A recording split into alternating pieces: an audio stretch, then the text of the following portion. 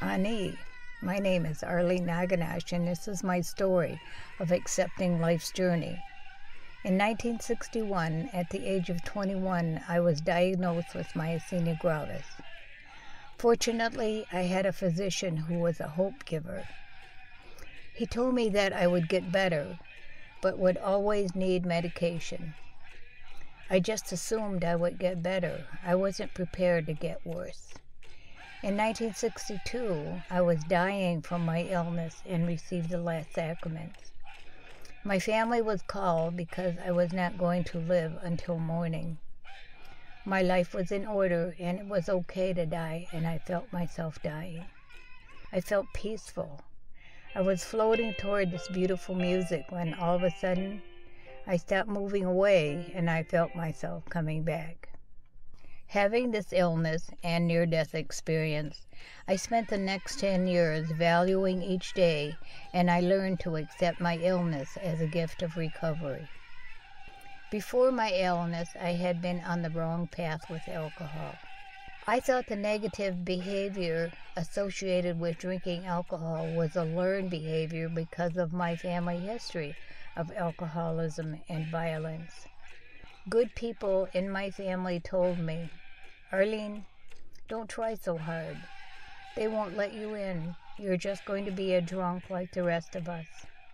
It wasn't given as a negative, but as support to avoid a path of disappointment. My grandmother did not use alcohol and demonstrated her culture and strength by accepting what came along.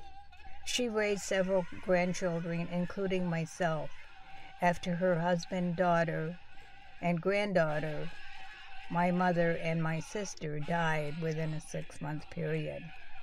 Despite her grief, she taught me about making life choices through her example.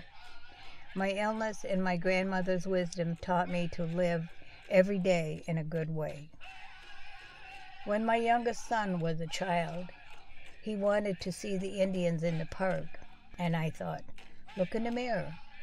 Then I realized I was negligent in teaching my children about being Anishninabeg. We told them native story and talked about the old dances. We formed a 4-H club of Indian dancers called the Woodland Dancers. This change brought them into contact with others who were also regaining their culture. The non-Indian community asked me to share about our culture.